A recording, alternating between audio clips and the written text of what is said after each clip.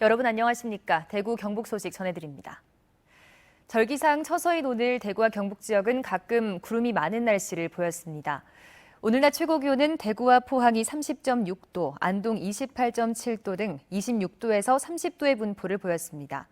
주말인 내일도 가끔 구름이 많겠고 아침 최저 기온은 대구 17도 등 16도에서 22도, 낮 최고 기온은 대구 31도 등 28도에서 31도의 분포로 오늘과 비슷하겠습니다. 올해는 마늘과 양파 등 거의 모든 농산물 값이 전반적으로 하락했습니다. 시름에 잠긴 농민들이 가격 폭락에 따른 대책 마련을 촉구하고 나섰습니다. 성나귀 기자입니다.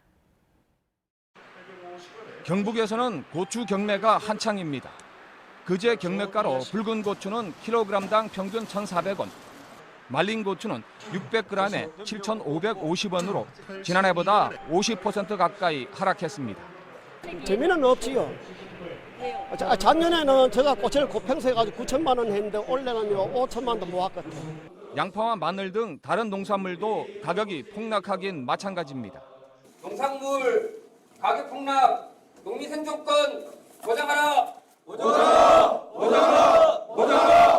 농민들은 농산물 가격 폭락이 고스란히 농가 부채로 이어진다며 대책을 촉구했습니다. 저도 한 박스에 2,000원, 3,000원. 이 박스 갖다 하면 납니다. 박스 하나에 1,200원씩 하는데 인건비는 어디 있습니까? 주머니에서 나와야 되는 겁니다. 이들은 농산물 가격 안정제를 전체 농산물 생산량의 30%까지 확대하고 배추와 무, 고추, 마늘, 양파 등 5대 민감 채소류에 대해서는 최저가격 보장제 도입을 촉구했습니다. 또 농민이 참여하는 농산물 수급조절위원회 구성과 농산물 최저가격 지원 조례 제정을 요구했습니다. 경북 농정개혁을 위한 민관 협치기구를 즉각 설치하고 농민의 목소리를 들어라.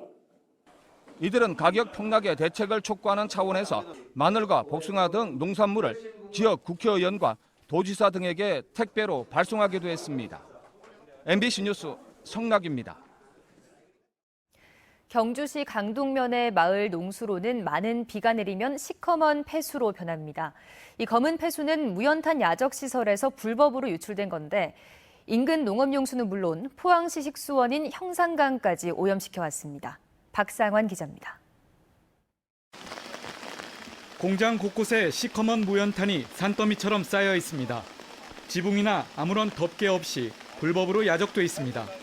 비가 내리면서 무연탄을 씻겨낸 검은 물은 마을 아래로 향합니다. 주민들은 공장이 들어선 지난해부터 비만 오면 농수로가 검은 폐수로 변했다고 주장합니다. 농가에 농수로로 해가지고 농업용수로 들어가고 작년에도 논에 한 20군데쯤 들어갔습니다. 석탄이 들어가가지고 그 사진도 지금 갖고 계시고 그 다음에 이게 농수로를 지나면은 바로 형산강으로 들어가가지고 농수로를 따라 마을 북쪽으로 1.5km를 흘러가면 이 폐수는 포항시민의 식수원인 형산강으로 유입됩니다. 주민들은 경주시는 물론이고 식수원 오염 피해를 겪을 수 있는 포항시에도 수차례 민원을 넣었지만 관할이 아니라는 답변만 들었습니다. 업체에도 얘기했고 경주시에도 얘기했고 오늘 또 포항시청에도 협조를 해달라고 전화를 하니까 연락해준다고 하고 말았어요. 주민들의 민원이 끊이지 않자 경주시는 뒤늦게 현장 점검을 나왔습니다. 지금 마당에 있는 이제 부분을 안 들어갔으면 kap박 같은 걸로 해가지고 덮어 씌워야 되는데 안 씌워가지고 거기 비 오니까 좀 슬렁sl렁 가는 것 같아요. 시는 비산먼지 억제 시설 덮개 미설치로 업체를 경찰에 고발했으며 시료를 채취해 보건환경연구원에 검사를 의뢰했습니다. 해당 업체는 빠른 시일 내에 무연탄을 내부 저장 시설로 옮기겠다며 방수천을 덮으며 재발 방지를 약속했습니다. MBC 뉴스 박상환입니다. 미디어 환경 다변화로 지상파, 특히 지역 방송이 본래의 역할을 수행하기 힘든 상황에 놓여 있습니다. 하지만 지방 분권화 시대에 지역 방송의 역할은 어느 때보다 중요하고 또 헌법상 지역민의 지역 정보 접근권을 보장해야 한다는 목소리가 나오고 있습니다. 김은혜 기자입니다. 폭염이나 한파에 힘겨워하는 사람들, 각종 사건, 사고나 지역 축제, 지역마다 굵직한 이슈가 있어도 중앙 언론을 통해 다뤄지는 지역은 이렇게 비춰지고 있습니다. 인터넷 동영상 서비스 OTT와 모바일을 통한 정보 소비가 늘면서 지역 방송은 더욱 위축되고 있습니다. 하지만 지방 분권이 시대적 과제로 논의되는 지금 지역 방송은 어느 때보다 중요합니다. 중앙 언론들의 감시 역할은 그렇게 만족스럽지 못하거든요. 그래서 지역 분권화가 제대로 되게 하는데 지역 방송이 첫 번째 현 시점 역할 수행이 있는 것 같고요. 권한이 강화된 지방 정부를 견제하고 지역이 가진 다양성을 지키고 유통시킬 수 있는 고유의 역할이 있기 때문입니다.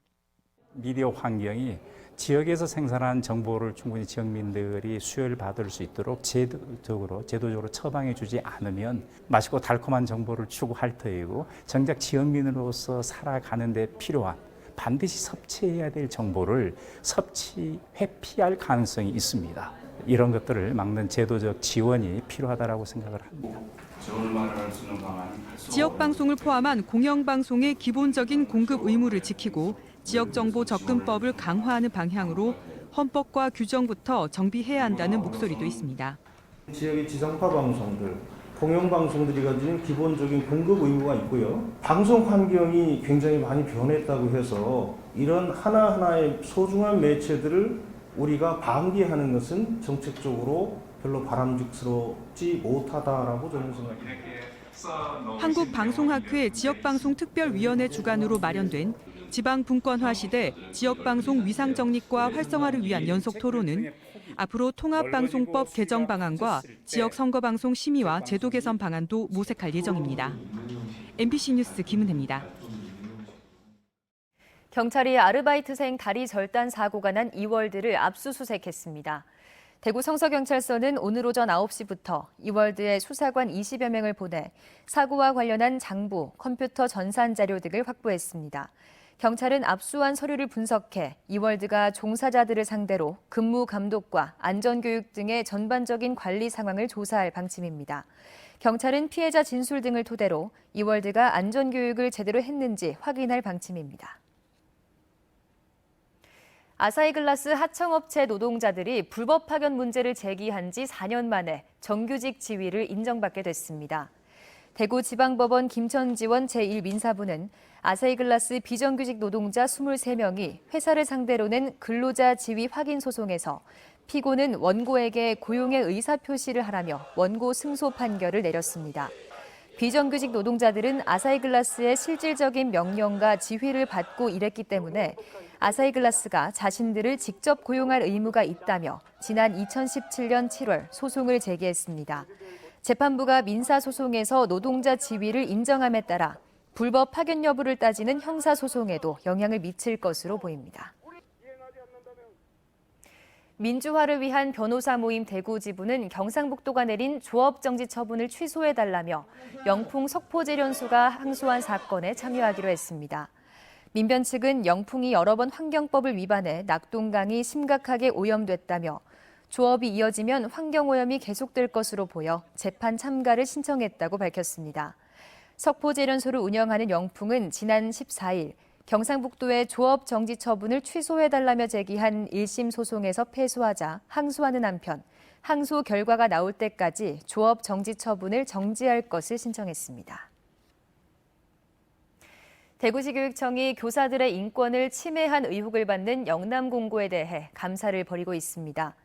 교육청은 교사 임신 포기 각서와 술 시중 강요, 이사장 취미 활동을 위한 교사 동원 의혹에 대해 전 현직 교사들을 상대로 조사하고 있습니다. 시교육청이 영남공고에 대한 감사를 하는 것은 이번이 세 번째이며 경찰은 교직원 부정 채용 의혹을 수사하고 있습니다. 뉴스를 마칩니다. 시청해주신 여러분 고맙습니다.